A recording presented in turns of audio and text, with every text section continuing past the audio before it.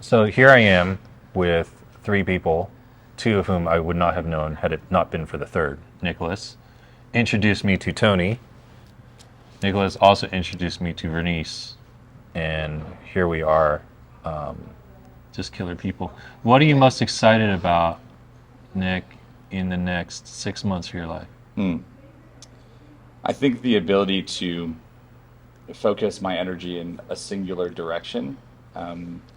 I think a lot of people who have unique gift sets and who have unique abilities find themselves with very like a 360 radius of energy, and they don't have a strong focus. I heard this quote. It said that focus is more important than intelligence, and for me that was a very strong truth. And I get to collaborate with Vernice, and we have a couple friends in the community we collaborate with as well.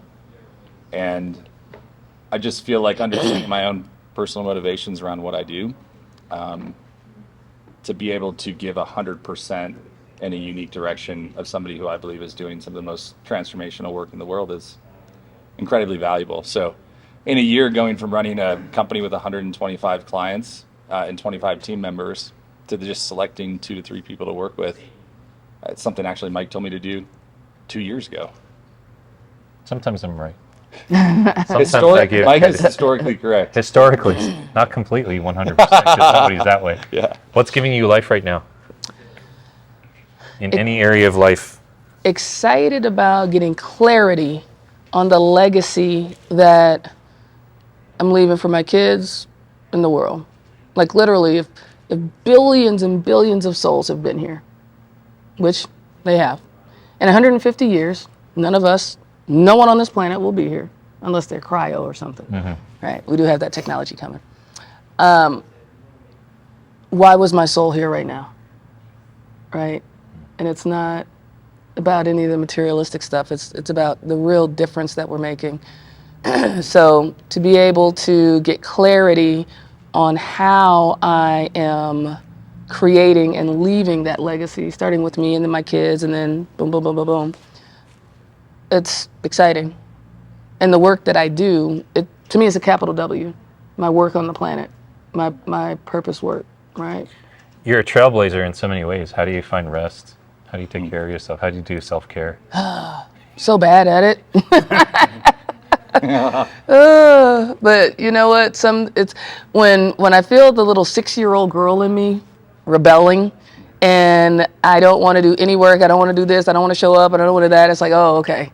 She hasn't come out the room to play in a while. So whether it's going to play golf, which is my main getaway, or going for a facial massage, or hanging out, just playing with my kid all afternoon and going to the trampoline and playing hooky, right? Or just marking some days off on my calendar and saying, hey, rearrange these meetings. I'm just going to take some days off. But I'll be honest and say I usually do that when I feel backed up. Like, it's like, I gotta. When I think if I could just get more proactive with it. Mm-hmm. You're really good at that. You're really good at, like... I was just going to say, respond. Like, yeah. I don't know. It seems that way. Like, you're like, I'm ruthless with my schedule.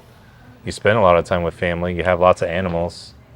I mean, how do you do this self-care thing and create space in your life? I'm a little dab. I suck at it most of the time. Okay. Until it becomes a problem and I realize like certain things energy-wise aren't working and I'm feeling drained. Mm-hmm. And then I notice it when I'm helping others. Mm. And then I go, a little check mark. I'm like, hey, I need to write that down in my notebook. And then one of my mentors, Sean Stevenson, built the best tool I really truly believe out there. It's to build a when life works list. Mm. And you know when your life is working, you're doing certain things. So, because you already know when your life sucks. Oh. You know when your life is falling apart. So to build that when life works list was super important. So it's the screenshot on my phone. So when I pick up my phone and I'm like bored or I'm looking for something, I have to see it. And I'm like, have I gone for a walk today? I've made wise food choices. Did I spend time with my wife? Like, it reminded me to clean my table by my bed this morning before I left. Like, it reminded me that's my goal. There's one on there right now that says clean shaven. Well, you can tell that ain't working. So, but your goal is to pick at least 4 of those things and work on at least 4 every single day. Oh, and if I can do that, then you know what? Then I really begin to fall back into like, hey, I can do this. one day at a time. I can't do anything by myself, so I'm glad I have a team around me of people who help me. Yeah, I started noticing I would feel it in my body, right? Like I know we all feel stress in our body, but like it would show up in different ways. So I decided this year, no working on Fridays. I'm going to take all of June off because that's my birthday month. I realized this year that my birthday is exactly 6 months from Christmas. I literally never put together that it was June 25th and December 25th. Stop. I'm serious. So then I was like, all right, that works out well. Let me take all of December off. Oh, Right. yeah. And then I started moving all of my coaching calls to 1 week at a time. And so the second week will be completely free. Yeah. So if I wanted, I could literally take a 10-day vacation every 2 weeks.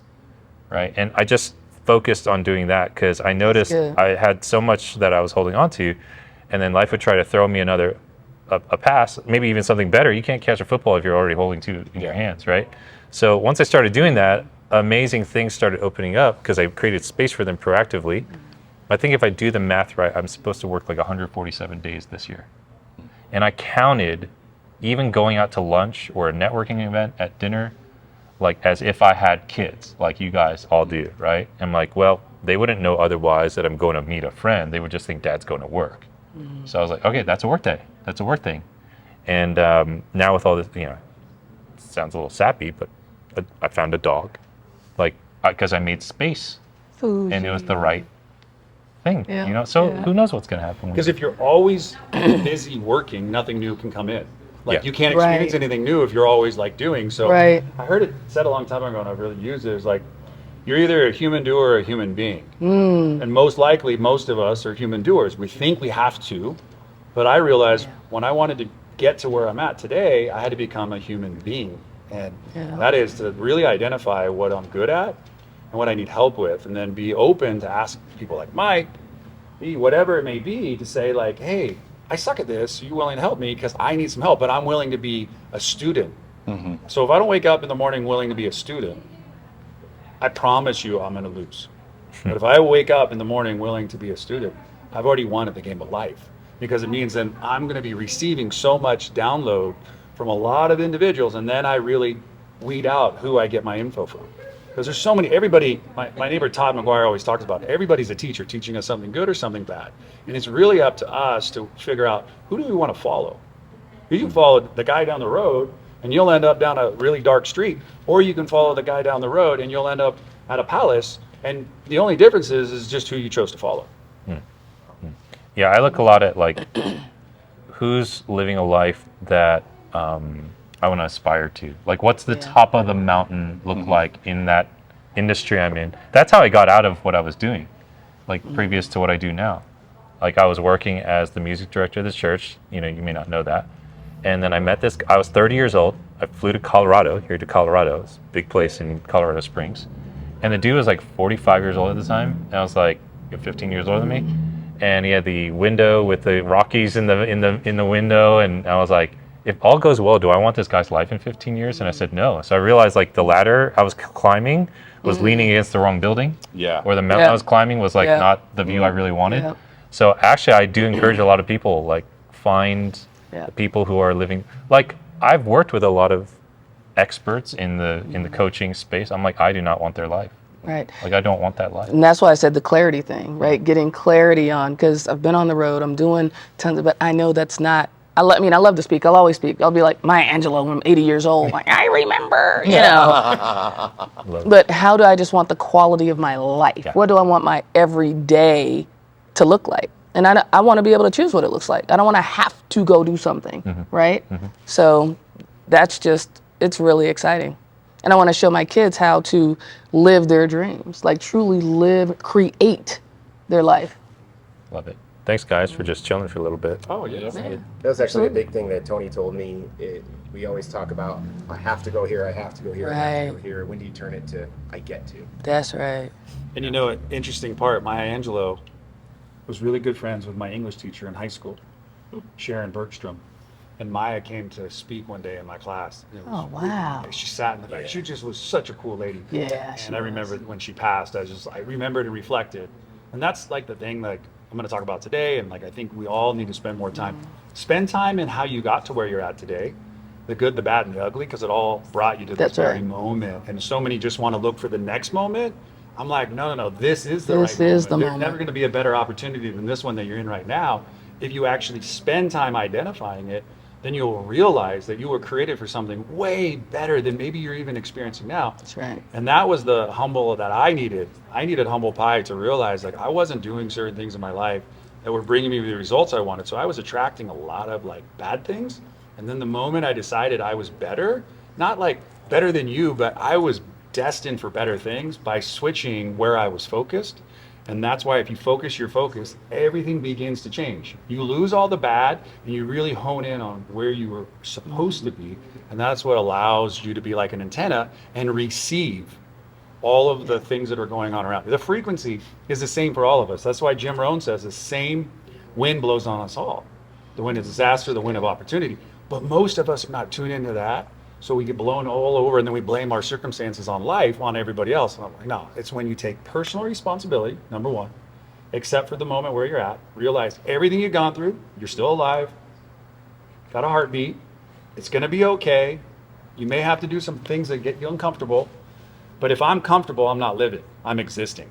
And it's when I'm uncomfortable, it's when I'm actually being a human, I'm on fire, I'm motivated by purpose, and my family and everybody are with me, not behind me, not ahead of me, walking with me. And then there's nothing a man or a woman can achieve when you have all of those things. Love it. Love it. So good. What does it mean to you to have these people? I mean, this is like, I could sit here and just listen to the four of you collaborate all day, but what does it mean to you? Like, you didn't know two of these people just a couple of months ago, maybe a year ago. Yeah, I think what's really interesting about friends and people come into your life, like, I think when you're at a certain frequency, you just attract them. They just come into your life. 100%. And it's like synergy. It's not like just 1 + 1 = 2. It's like 1 + 1 = 4. There's a compounding to it. I think it accelerates. You learn a lot about somebody when you know that they've been through their own journey. It might have been different. The details might have been different, but the spirit of the journey is the same, right? You got to grow. You got to grow or die. We've all intentionally put ourselves in situations where we had to grow and we wanted to feel the pain. I started doing Muay Thai kickboxing about 7 months ago, and I became fast friends with my trainer because he's like, yeah, you learn a lot about somebody when you're pushing them and you really see what's inside. Yeah. You don't need many sessions to tell who they really are. The fight doesn't lie. That's good. And he would tell me stuff like I'd be, hitting pads or sparring. He would put his hand on my back and push me into the guy, because you have to learn how to. If you want to throw a punch, you have to eat a punch. Sometimes you have to eat something in order to throw another punch. Yeah, totally. Right. So it's real, like all these kind of philosophies about, oh yeah, I've been doing that my whole life. I've been just walking into things, just hit me in the face, but then he throws a punch, he's open, That's right. And so I think I've become also more energetically aware last couple of years, because I used to be all up here, right? Super logical to a fault, which helps in marketing and in branding, which is my profession, but it's not really great. Like in life, you got to just kind of feel it more than just think it. And training, that showed me a lot of that too. I'd be like, okay, I'm supposed to 1, 2, 3, 4, and then the guy just hit me, and then your body just talks to you. Your body takes over. I would start to feel where I was getting hit, and I started to move. So it's the stuff like that. That's a good analogy for how I feel when I meet people now, and what it means when these amazing people come in, because we could just know each other for a few weeks, few months, a few years, and time flies so fast.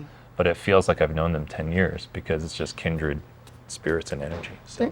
What I heard you say too, in between the lines, is what got me here won't get me there. Like, it got you here, the logical, the analytical, and where you really want to be, it's going to change it's going to take a switch. Yeah.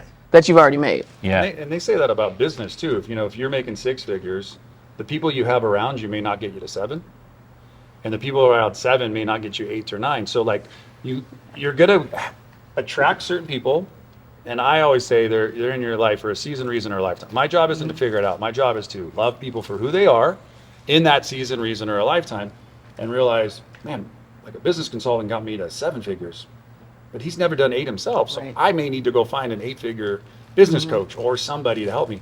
And then as I'm at an 8-figure, I'm like, well, I want to get to 9 and 10, but I've never done that. And most of the people in my, sphere of influence haven't either. So I need to make some phone calls. I need to reach out. And just like when Mike made that post, they're like, hey, do you know somebody who has a good journal? Yeah. He didn't realize in the moment, I didn't realize in the moment I would ever be around Mike. I mean, I knew of him through Nick, but I didn't know anything. And so it's kind of funny, like when you just put yourself out there, how much comes your way. Yeah, I watched your videos, and I had just watched your videos, and then we met, and I was like, that's so weird. Here we are. He was more clean shaven in those videos, I think. IRL in real life. Yeah, IRL. Yeah. But that's the magic of when you're just around good people. They know more good people who know more good people. 100%. And you got to put yourself out there. I mean, we made sacrifices to come out. You guys all came out. You could be anywhere in the world right now, and it's just different when you're with people and you're within that energy field. It's just, you can tell a lot of, you just feel it, right? Totally. So Totally feel it.